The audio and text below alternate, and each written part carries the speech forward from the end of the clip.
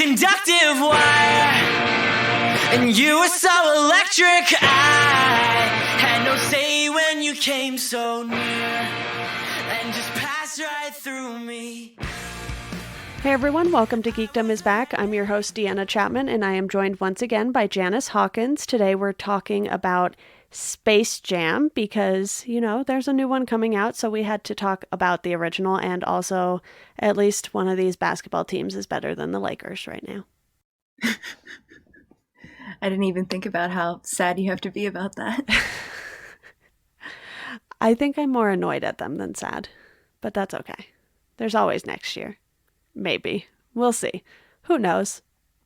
I don't know anything anymore, Janice, but we're going to talk about Space Jam because this has Michael Jordan in it, and he likes winning games. Did you know that? Yeah. Not baseball, but he likes winning the basketball games. Fair. That is very fair. There are so many people in this movie. So many Looney Tunes characters. So many other characters. And, you have Wayne Knight starring alongside Michael Jordan in this.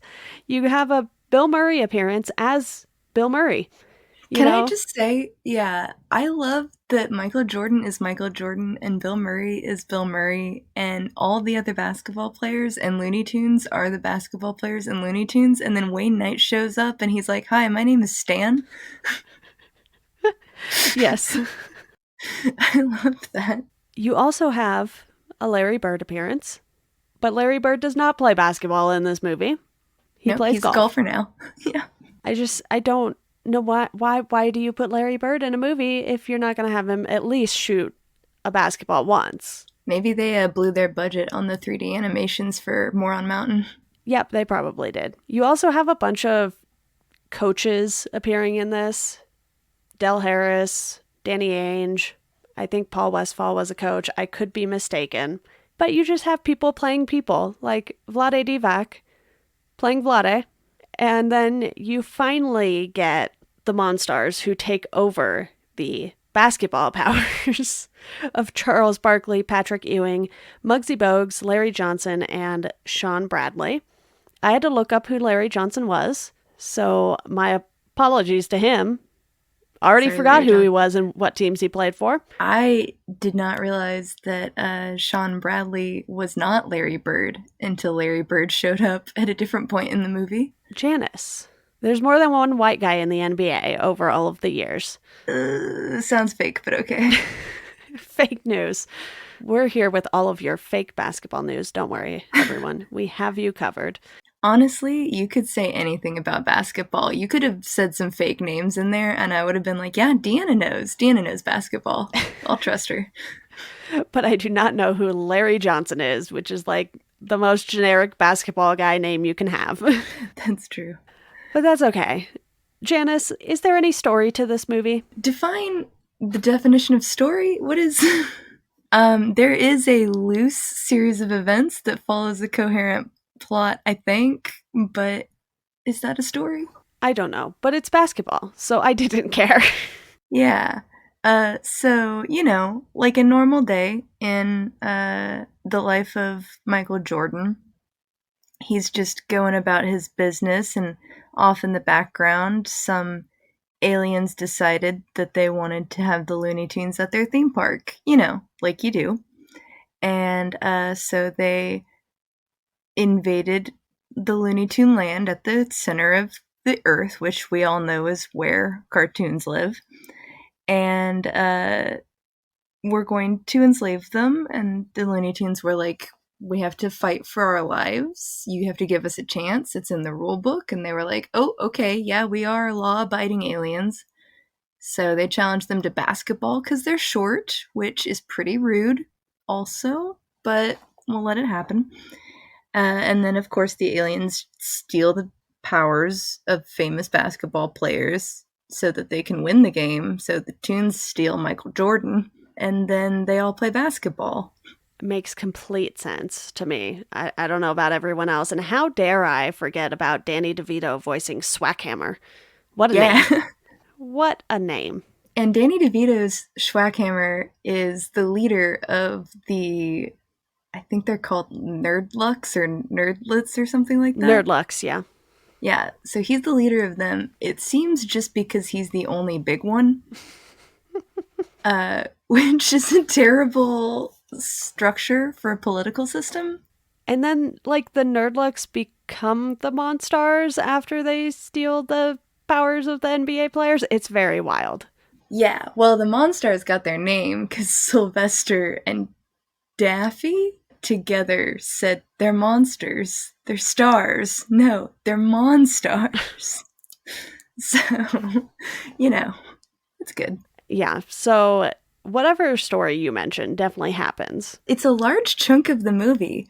It's only 88 minutes long, Yeah. but when you're watching it, it takes a long time to get to basketball. It takes like almost an hour, I feel like. Yeah, the movie is at least 50% set up to basketball. I mean, they do show you like clips of actual basketball, if I'm not mistaken, because you have like a ton of uncredited players like Scottie Pippen and Steve Kerr and all these people who played with Michael Jordan in real life.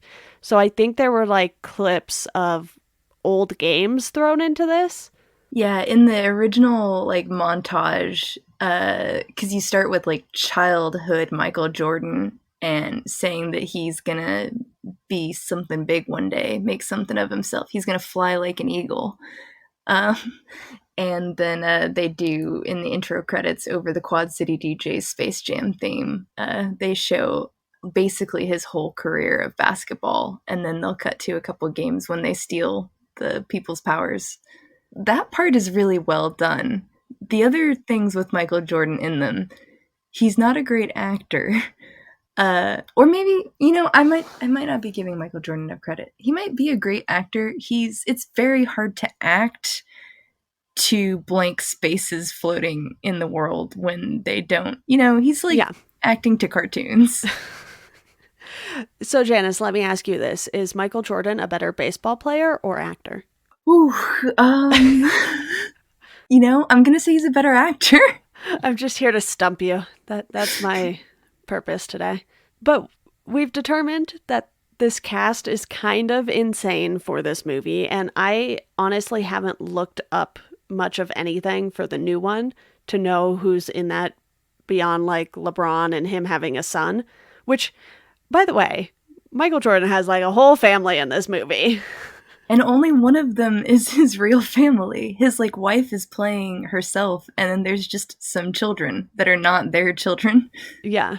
There's just children running around everywhere, and it's like, I don't know who these children necessarily belong to, but they're here. And if I'm not mistaken, the boy plays baseball, right? Yes. Okay. So I feel like this whole thing was just like a nod to everything that Michael Jordan has done up until that point in his life. I mean, I would have loved to have been a fly on the wall of the room where they're pitching this movie, where they're like, okay, it's literally Michael Jordan's real life. But then also, what if the Looney Tunes? And someone said, all right, let's sign me up for a 2-movie deal. I'm not sure. I truly want to know how this happened and how they got Michael to agree to it.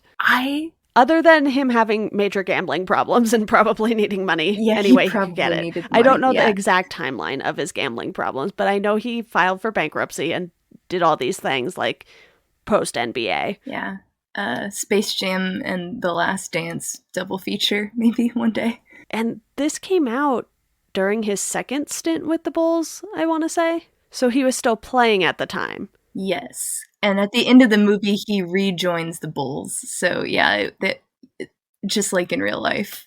So if you were wondering what caused him to decide that he needed to go from baseball back to basketball, it was this event in time. It's truly a wild movie, but it's so fun. It's so fun.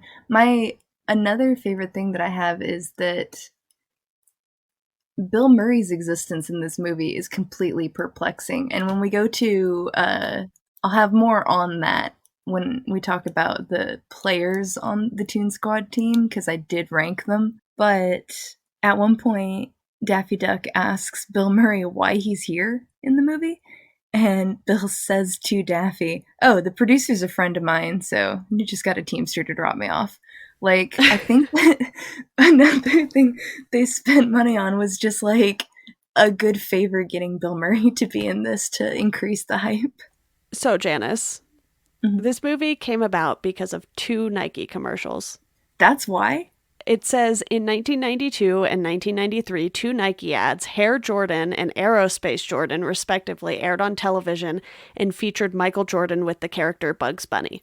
And this happened before the movie? Yeah, 92 and 93, and the movie came out in 96. And people were like, well, those commercials were so popular. Why don't we just fully commit to this experience? That's like literally what it says almost.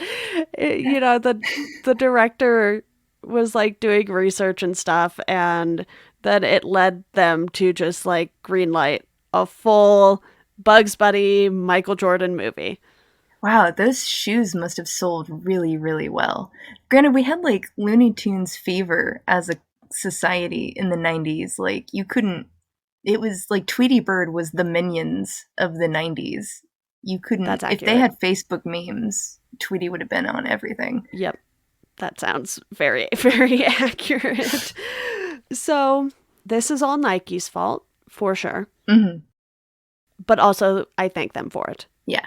It gave childhood me one of my favorite things in the world. Which, it makes sense that LeBron's doing the new one then, because he also has a Nike contract. So, Oh. I don't know if that has anything to do with it. That's just a connection my brain is making. Are there like LeBron James Bugs Bunny shoes out yet? When did those drop? There's not a lot of time before this movie. They do have Space Jam shoes coming out. All right. But they're Toon Squad shoes. They don't have like Bugs Bunny on them. And then there's Monstars and Mr. Swackhammer shoes. Wait, but Swackhammer isn't going to be in the new movie. He's like retired. He's on the moon. They're just redoing Unless- a colorway for him in honor of him being in the original. Okay. Those are some great looking shoes, actually.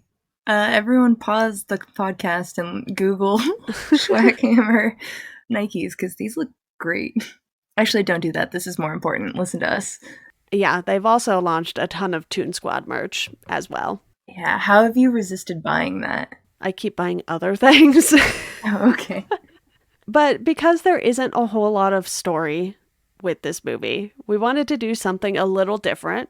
And we are going to rank the players on Toon Squad and the Monstars. Janice, you are taking Toon Squad because immediately you were like, Deanna, you have to take the basketball players, please. Thank you. Yeah, because you can recognize actual basketball abilities. I do plays the basketball. I can't even pronounce basketball, so that's why I got the Toon Squad. So I will let you go first because I think we're both ranking these players very differently. I think we are. So for me, I got the Toon Squad, and I mean, obviously there are 2 major criteria to rank them on. Their Toon ability and their squad ability. And so I have all of the Toon Squad members ranked from worst to best on the average of these 2 qualities. So, absolute worst, these 3 characters got an average of 0 because they were not good toons, nor were they good squad. Sniffles the mouse, the tiny mouse who comes on screen, talks for a couple seconds and then gets beat up. Beaky Buzzard, who you see wearing a jersey and drinking Michael's secret stuff, but wrapped up in bandages later, and then never plays. And George P. Dog, also known as the Barnyard Dog. I don't know if you even recognize him as a character. That's because he's so unimportant that, once again, yeah, he's wearing a jersey and he drinks the stuff, but he doesn't play basketball. So all 3 of these are at a 0. They're the people who get paid to be there and cheer the rest of the team on, and that's about it. Those players exist. It's fine. We need them. Yeah. And then they have real cheerleaders too, so it's like, why didn't you just make them those, and then they wouldn't have gotten injured? But okay. So Then next I have 3 that have an average of half of a point. This is out of 3, by the way. So there's a lot of stinkers on the team. And they are Porky Pig, who is a good teammate, but didn't really do anything toony or squatty. Taz, who should be amazing. He's on the starting lineup, and you don't see him play hardly at all. And he does the spin around. Taz is such a great player. Of course he would be on the starting lineup. He does nothing in this movie. He's also just a half point. And then Elmer Fudd is just a guy, but not even like a good at sports guy.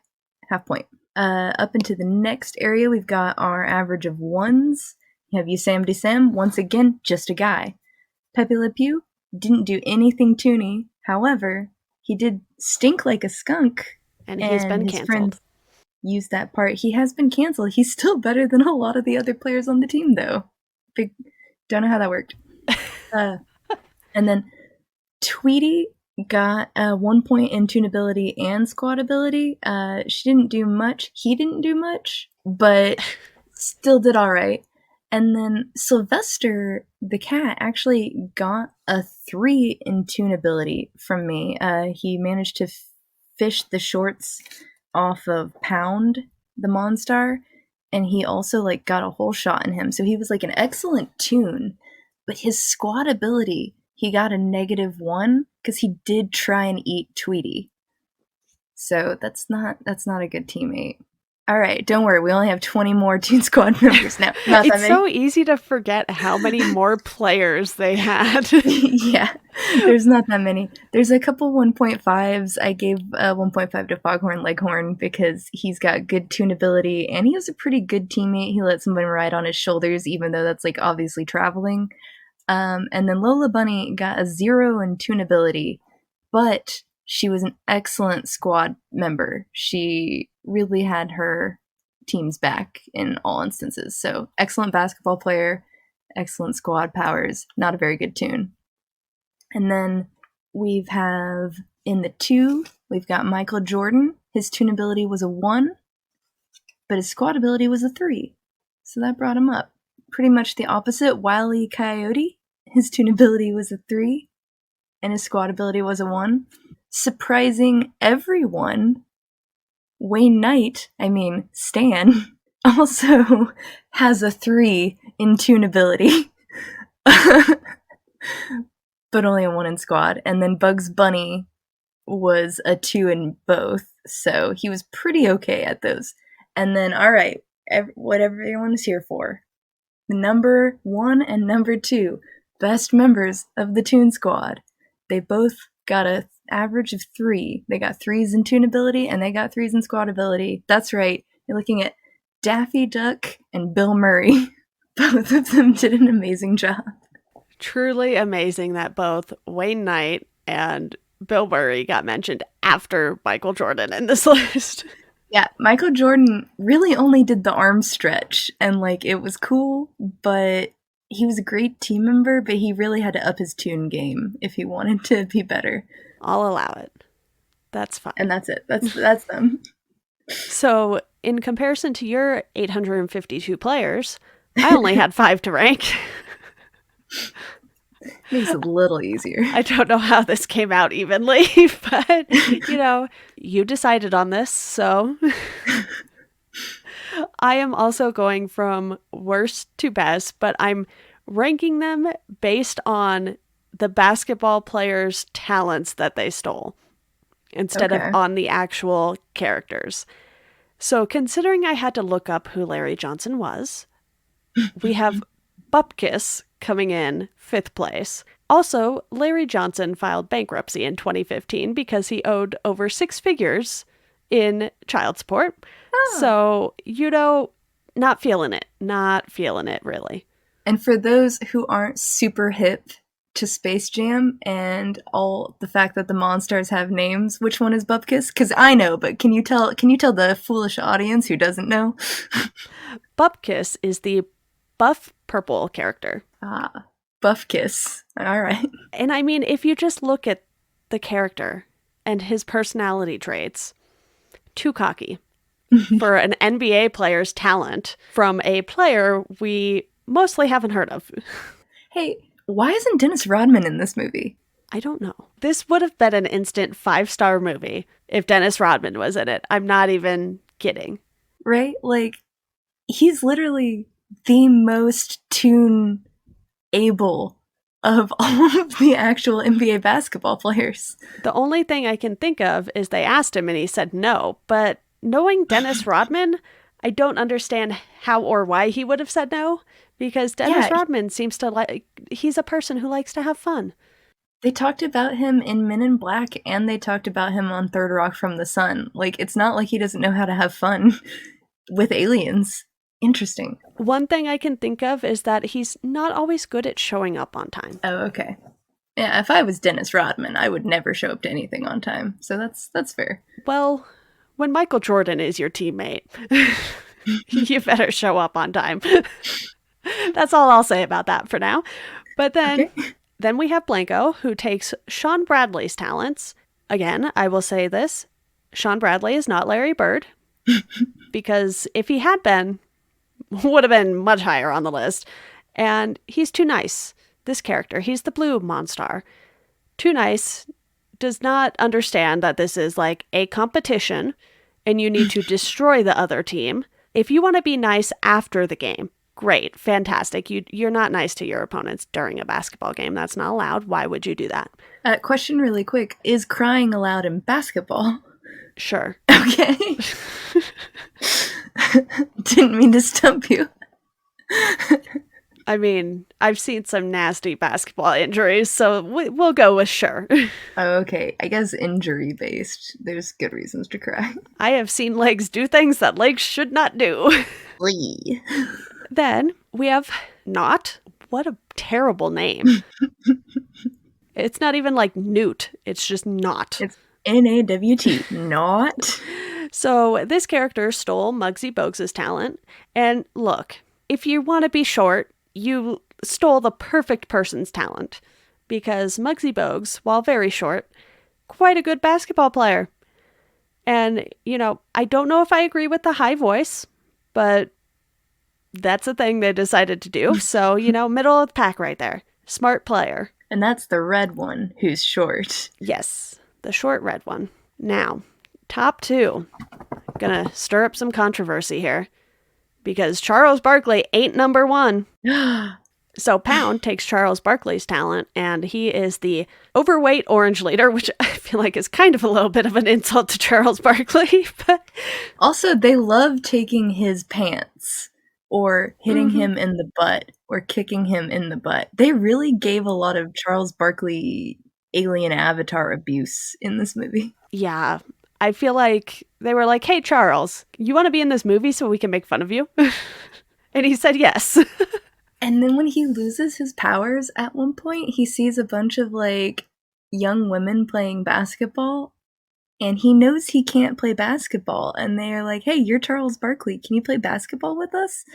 And he's like, yeah, sure. And then he embarrasses himself. And I'm like, Charles, what did you think was going to happen? Did you think that you could beat them because they were girls? Or did you just forget that you can't play basketball? Probably both. Oh, no. Probably both.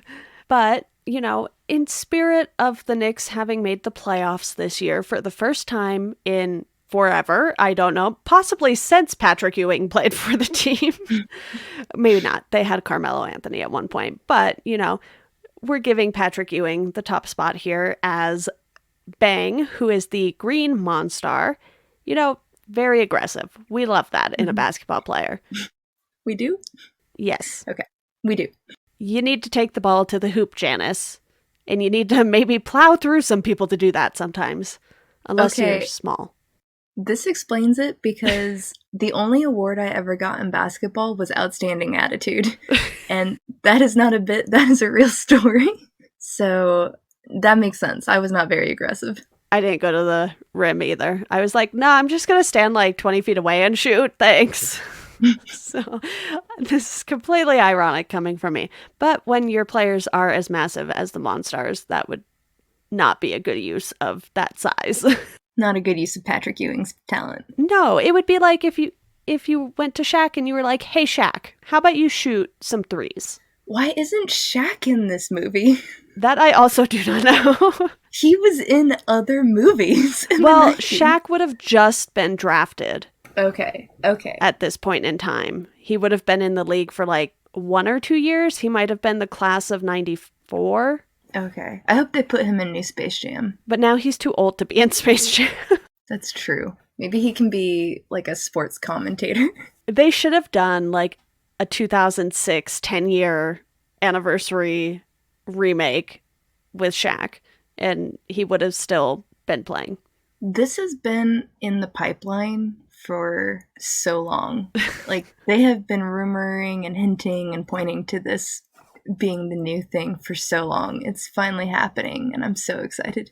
I almost feel like the NBA needs to somehow embrace Space Jam, and just every time there's like this big, amazing player, because, you know, you had Jordan, obviously, but then they could have done something like, you know, I know there are reasons people would not want Kobe in a movie. Yeah. If this were pre-2004, Yeah, if they had started early. that's a different story.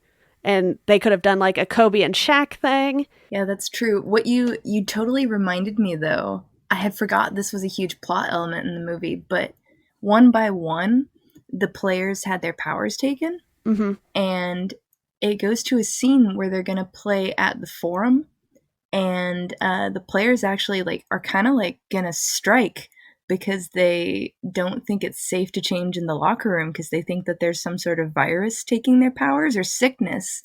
And so they're like, they change out in the hall, and then they end up actually canceling the rest of the basketball season because they don't think it's safe for the players to play because there's a virus that's hurting the basketball players. And I was like having such a moment, being like, wow, this is a much more measured approach than the coronavirus one that happened in real life. Like, wow. Yeah. It's kind of wild how these things come full circle with Space Jam. Yeah, so Space Jam really, really predicted... Ahead of its time. Yeah. Very ahead of its time. It's like The Simpsons. Yeah, like, throw some spaghetti against the wall, eventually it'll happen in real life. That's the saying, right? Sure. We can go with that. Okay. I have absolutely no idea. So we have ranked both teams now. Mm-hmm. I hope Charles Barkley never listens to this, because then it would be a whole segment on the TNT halftime show. I don't need that kind of attention, Janice. I do think that the movie, Michael Jordan has a dog in the movie. Yes. And its name is Charles, and I can't help but wonder if that dog is also named Charles Barkley. I hope so. I sure hope so.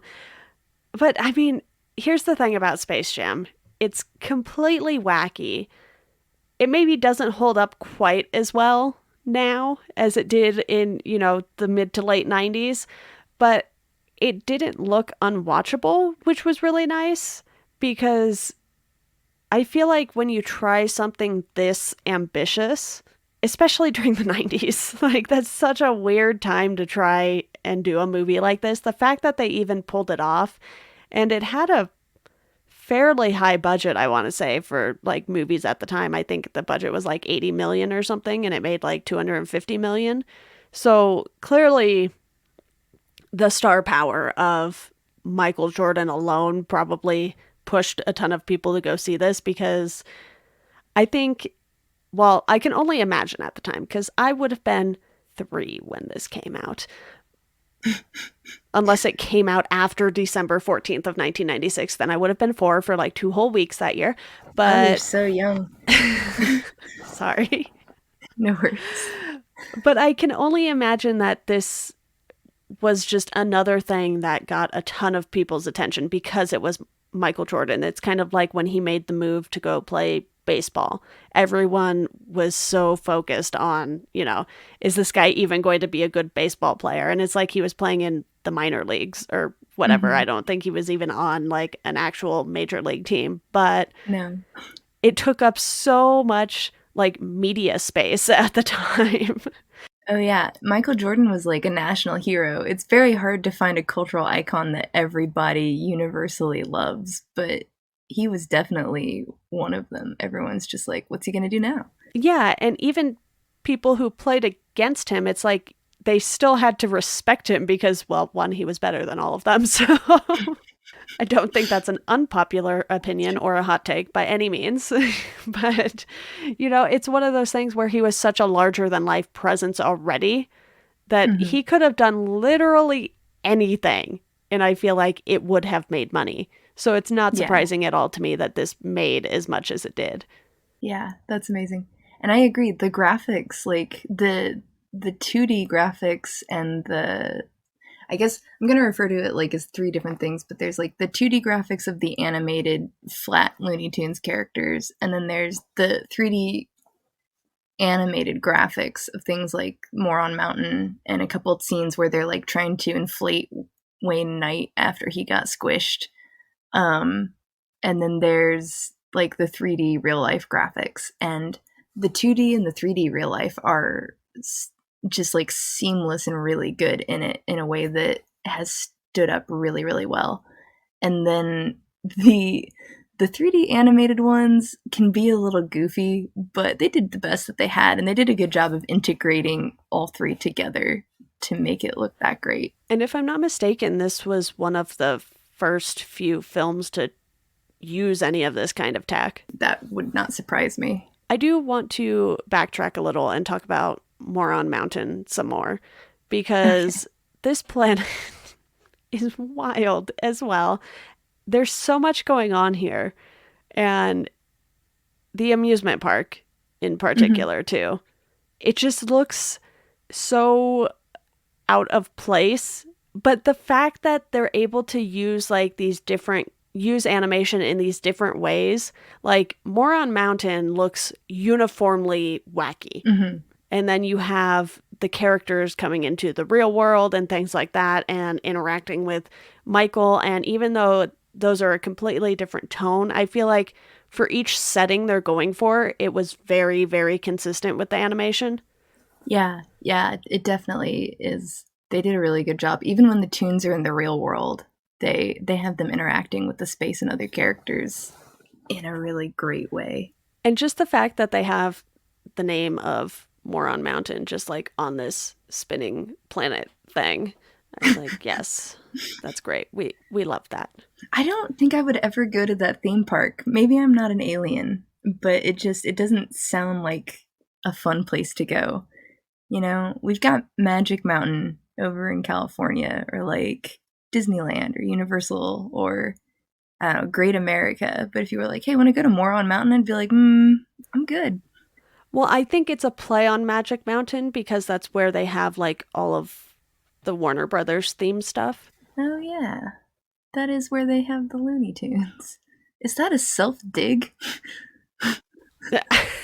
That's what I mean. It's like they're doing these things that are very much like, we're going to make fun of a lot of things, because they make fun of Charles. You mentioned the Bill Murray comment, which they're just making fun of Hollywood at that point. Like, oh yeah, I know the person directing or producing this, so of course I'm in the movie, duh.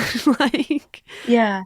They have a point where Daffy's like trying to come up with the name for the team, and he's like, why don't we call it the Ducks? And Bugs is like, what kind of Mickey Mouse organization would call their team the Ducks? And then they go down the rabbit hole. It's so good. Pun intended that they go down the rabbit hole, just FYI. But yeah, I think Moron Mountain is definitely like a play on Magic Mountain, because at least the one in California, it has like these big, tall roller coasters and everything. And it's kind of like how Moron Mountain stood out with everything just being massive and colorful and things like that, because Magic Mountain you can see from the freeway. Like, you just go by it and it's just like all of a sudden there's this giant thing, because it's in the middle of nowhere. Not quite the middle of nowhere, but it's like past LA, like it's past the city. What even is Valencia? A band. Is that where it is? I just remember the drive when I lived in Orange County. It was like so much further than anything I would ever go to, because it would take like, I want to say at least 2 hours to get there. Yeah, I think that's how long it would take us too. like you'd wake up really early in the morning and start driving and Yep. eat like a gross McDonald's breakfast and That is show so up as accurate. early as possible to sweat all day in the heat and have ride roller coasters where they throw fire at you. Yeah, because they have Bugs Bunny World there. I think so. And then once Warner Brothers bought DC, I think they added all of like the DC themed rides, like the Riddler, something else. I don't Yeah. know. I didn't go often enough to The Superman remember ride. names of any of the rides, but I could talk way too long about all the rides at Magic Mountain, but we'll save that for another day. that's a different podcast episode. But anyway, I think Moron Mountain was definitely a play on that. Yeah, it makes sense. I agree. You've convinced me. But yeah, Space Jam. It's just a fun little movie. It's not like a 5-star movie, but in a way it's kind of groundbreaking for what it did at the time. Yeah. But it's just not groundbreaking in the sense that like the Academy Awards were going to love it. No, that was not an Oscar movie, for sure. Though, what if the Oscars were fun, Deanna? This would have won everything. Name another fun movie in 1996. I can't. Again, I was 3. I don't know what was coming out in 1996. I was 6, so my memory also isn't great. So, Janice, any final thoughts on Space Jam? Yeah, as an additional experience, they have a CD for the movie that has not only like covers of songs, but also a lot of really like unique original songs. There is a Bugs Bunny rap at the end of the CD. There's also a whole Monstars song that is amazing that's featured in the movie, but not completely on its own. And I destroyed that CD as a kid. I listened to that thing a million times, so much that it actually did stop working, and I bought a new copy in the last couple years. And then it also has like great songs by Coolio, and it's got Fly Like an Eagle on it. And I just want to add that in addition to how great of a movie Space Jam is, if you have the funds and a CD player, you should invest in that CD because it's great. I only have a CD player in my car now. Ah, that's the perfect place to listen. But Janice, I like to do some recommendations here, and I actually thought of something to recommend while we were talking about this because, as I told you before we recorded, I came very unprepared to this episode and didn't know what was happening today. But I'm actually going to recommend the Michael Jordan documentary because even though that is not as fun as Space Jam, The Last Dance was very, very good. And if you want insight into really what was going on around the time of Space Jam coming out, it's kind of perfect because it walks you through Jordan's entire playing career. And this happened like during so many other things going on in his life. That's great. Yeah. Do they talk about this at all in it? I'm trying to remember. They might have brought it up briefly. Like, I think there was something about him like having to go in to like film it, and there was like this big empty like gymnasium basically that was set up for him. Mm-hmm. That's cool. I need to watch that. I'll check that out. Great recommendation, Deanna. The one that I had for this was if you like animated movies that are also in the real life and feature a rascally rabbit, highly recommend checking out Who Framed Roger Rabbit. That's on my list to watch because I somehow have not seen that. That's wild. Or if you like Space Jam and you like music, you should listen to the album Come On and Slam by Sledding with Tigers, which is one of my all-time favorite music albums. It's like 17 minutes long, and it just tells the plot of the Space Jam movie in a fun way. That's good to know. I know I've had people tell me to watch Who Framed Roger Rabbit, and I just have not done it yet. You gotta. It's pretty good. It's funny. It's more adult, I think. It's traumatizing, too. Anyway, you should watch it. Yeah, I will put that on the never-ending list and get to it at some point. But Janice, thank you so much for coming on to talk about Space Jam. I Yeah, gave thank you. this a 3.5 out of 5 because, like I said, not a perfect movie by any means, because where is the story? But I love basketball, so it's okay. That's fantastic. Mine was going into this a 4 out of 5, and then I ended up actually bringing it down to a 2.5 out of 5 the last viewing, because it didn't quite stick up as much as I remembered it sticking up. That's fair. But it's still good. I follow some people who have given it like a 1 star on Letterboxd. I was like, you are incorrect, That's sir. ridiculous. Yeah. He works in film, though, so I guess I can't really argue with him. Okay, but we're not rating it on its cinematography, right? It's fun. We are not. He might be. That's fair. Awesome. Well, thank you again, Janice. And I'm sure you will be back for some other ridiculous movie. You know, so far we have Men in Black and Space Jam. Space Jam 2. All right. Take care. Thanks for having me. Oh, yeah, that's in like 2 weeks. Yeah, it's very soon. I don't know what's happening, Janice. Yeah. You'll be back in 2 weeks. Yeah. Thanks for having me. This is a lot of fun. All right, everyone, that does it for this episode of Welcome to Geekdom. If you want to support the podcast, you can do so through our Patreon. If you want to follow us on socials, you can do so at GeekdomPod on Twitter and at Welcome to Geekdom on Instagram and Facebook. And as always, thank you for listening, and we hope you enjoy the rest of your day.